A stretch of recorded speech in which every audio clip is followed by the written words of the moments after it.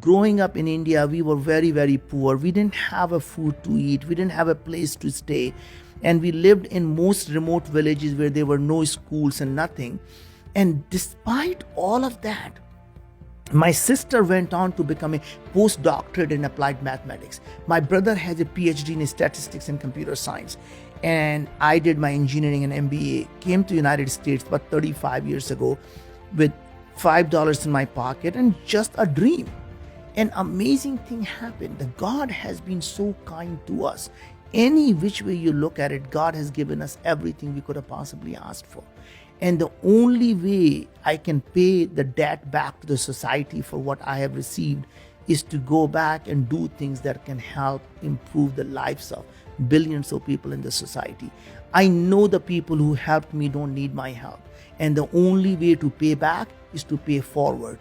And I hope that by the time I die, I would have paid my debt back to the society. If you are unhappy with yourself, if you don't love yourself, and you are unhappy with yourself, it doesn't matter. You could be in paradise and you bring that unhappiness with you.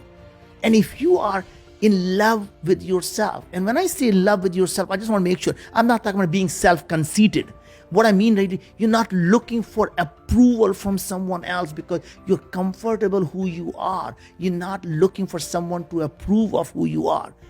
And then if you are happy inside, you could be sitting in a dark corner and you are happy because you don't need someone to make you happy. Mm-hmm. Happiness is a choice, and people can make that choice every single day. Even if you are very, very rich, you can find a reason to be unhappy. I'm only flying in a Gulfstream 5. My life sucks. Look at Larry Page. He's got 747 converted. Look at Bill Gates and he's flying in this big plane. My life just sucks. Or you can say, oh my God, I woke up from the bed and my joints don't ache. How lucky I am. I turn around and say, wow, look at the women next to me. I am just so lucky, right? Every day you can find reasons for you to be happy. The happiness is when you are comfortable with who you are. And the minute you start to prove to someone else, then you are never successful and never happy. And that's the reason why I believe the only way to measure you're successful or not, the day you become humble is the day you become successful. If you still have iota of arrogance left in you, then you're still trying to prove something to yourself or someone else. And the day you let go of that, you're successful. I love that, man. That's beautiful. That was one of my quotes I had down in my notes because when I read that, that touched me so much because I so much believe that the desire to always be a learner, desire to always be a student, and to recognize what you keep saying, the words intellectual curiosity. Yeah. And how that disappears when we lose humility. Yeah. How the ego just takes over.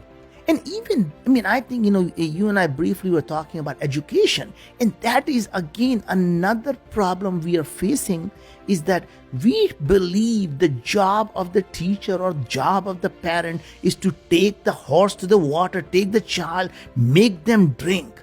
And I think that is the fundamental problem. We are not creating the thirst.